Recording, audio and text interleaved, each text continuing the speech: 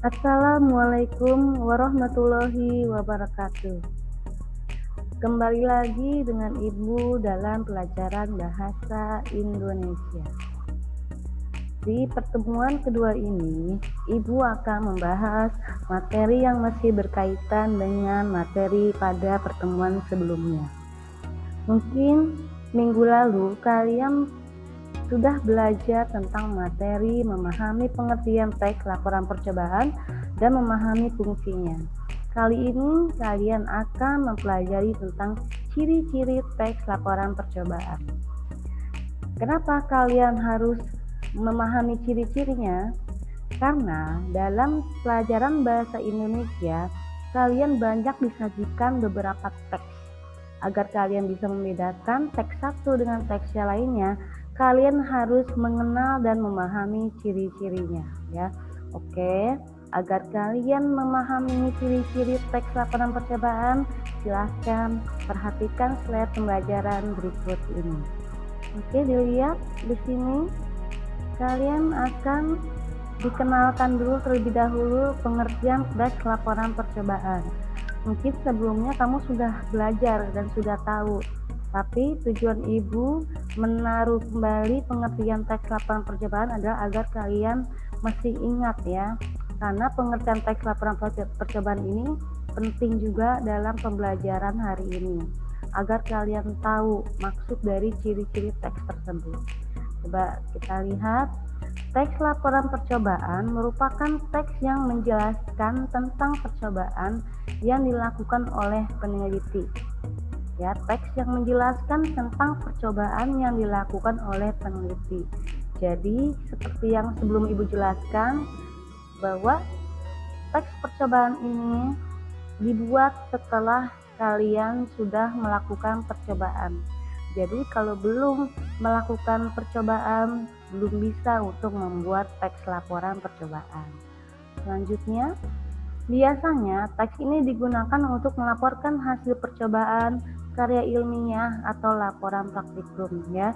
Biasanya ya teks ini digunakan untuk melaporkan hasil percobaan atau karya ilmiah atau bisa laporan praktikum, ya. Selanjutnya langsung ke materi intinya, yaitu ciri-ciri teks laporan percobaan. Ciri-ciri teks laporan percobaan apa saja sih? Coba kita lihat di slide selanjutnya. Pertama, ada objektif. Menyampaikan informasi atau data sesuai dengan keadaan yang sesungguhnya. Jadi, dalam membuat teks laporan itu harus menyampaikan sesuai dengan keadaan yang sesungguhnya. Tidak boleh subjektif, tidak boleh fiktif. Jadi benar-benar nyata dan apa adanya. Misalnya, kalau kalian disuruh membuat tape singkong misalnya. Tape singkong itu bahan dasarnya adalah singkong. Singkong akan bisa menjadi tape apabila menggunakan ragi. Kalau misalkan dalam teks laporan percobaan tidak disertakan raginya, maka dikatakan teks tersebut bukan teks objektif, ya. Jadi tidak bisa kalau singkong tanpa ragi menjadi tape, seperti itu contohnya. Atau bahkan misalnya hasil tapenya manis, ya, atau asam, itu harus disampaikan dalam teks laporan tersebut. Jangan hasil sebenarnya itu adalah asam rasanya, tapi kamu membuat laporannya manis, itu tidak boleh. Harus sesuai dengan keadaan yang sesungguhnya. Yang kedua, berupa fakta.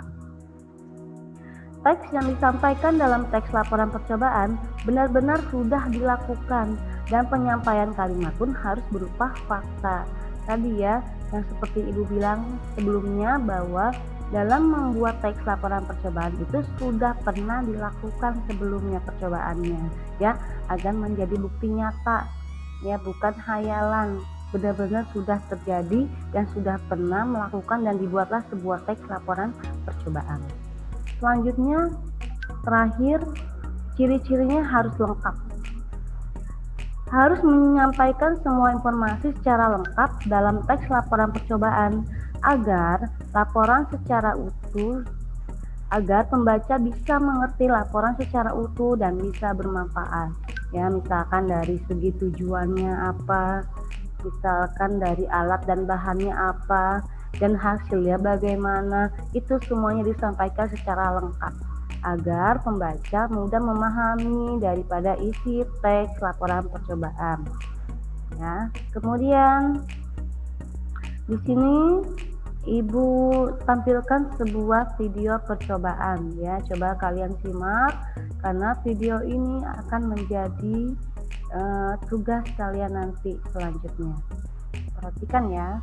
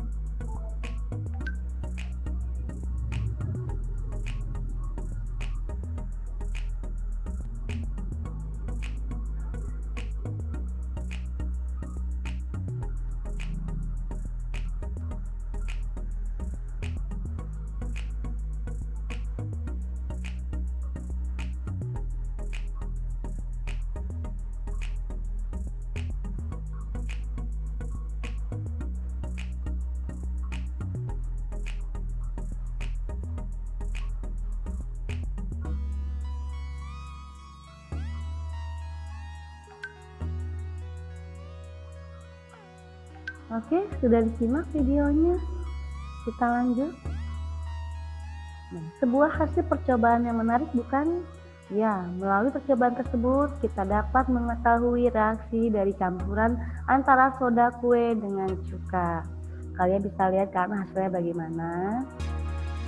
Berdasarkan video tersebut, apakah bisa dijadikan teks laporan percobaan?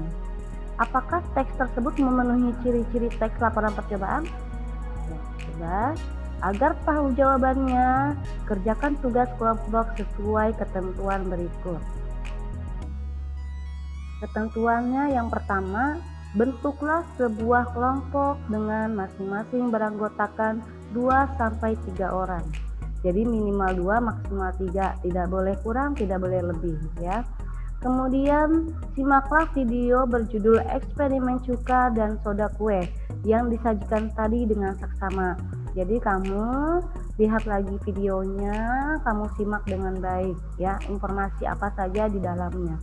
Kemudian tulislah pertanyaan dan jawaban pada slide berikut di buku tulis bahasa Indonesia masing-masing anggota dengan menuliskan nama-nama kelompok dan kelas. Meskipun tugas kelompok tetap mengerjakannya di buku kalian masing-masing. Kalian diskusikan via WA masing-masing, kemudian hasilnya disamakan antara satu kelompok, nah, dan tetap dikerjakan di buku masing-masing. Sertakan nama-namanya, nama kelompoknya siapa saja dan kelasnya. Kemudian fotolah hasil tugasnya, kemudian kirim via link Google Form. Seperti biasa, Ibu nanti sertakan link Google Form-nya di grup WA ya.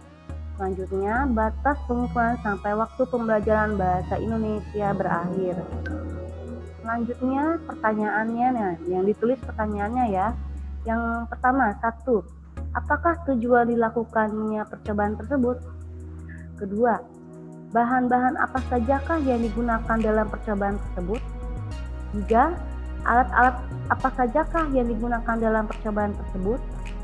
4. Apa saja langkah-langkah percobaan tersebut?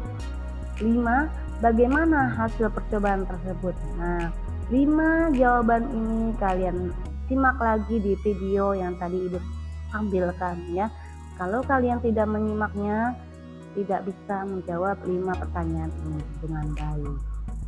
Oke, terima kasih. Oke, sekian dari Ibu. Jika ada pertanyaan terkait tentang materi yang belum dipahami oleh kalian, silahkan tanyakan di WhatsApp grup ya.